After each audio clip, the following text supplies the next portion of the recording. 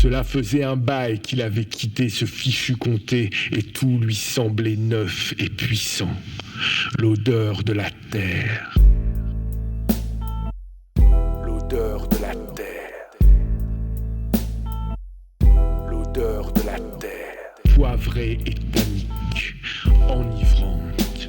La senteur des magnolias déchus, le parfum suri et acidulé des pommes abandonnées sur l'herbe.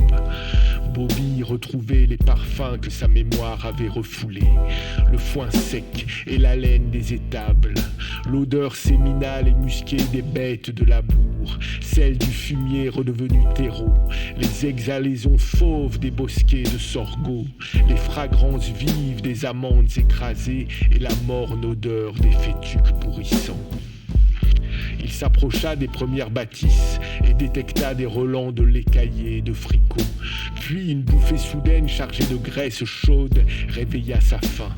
Ça sentait les joues de porc grillées, les tripes marinées d'épices déposées sur la braise.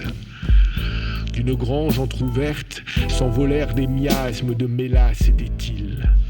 Il dépassa un péone qui tirait sur sa pipe et la fumée du tabac brun se superposa à l'odeur du bitume de la route dont une portion venait d'être refaite.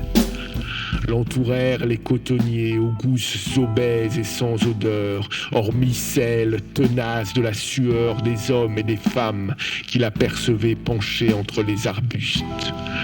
Le parfum de la fatalité imprégna soudain l'air et Bobby retrouva l'atmosphère pitoyable qu'il n'avait cessé de fuir.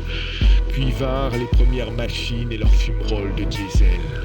Bobby quitta les parcelles blanches et ferma ses narines à la désolation. Il se concentra sur le bourdonnement des tracteurs, celui des mouches encore nombreuses dans la douceur de l'automne.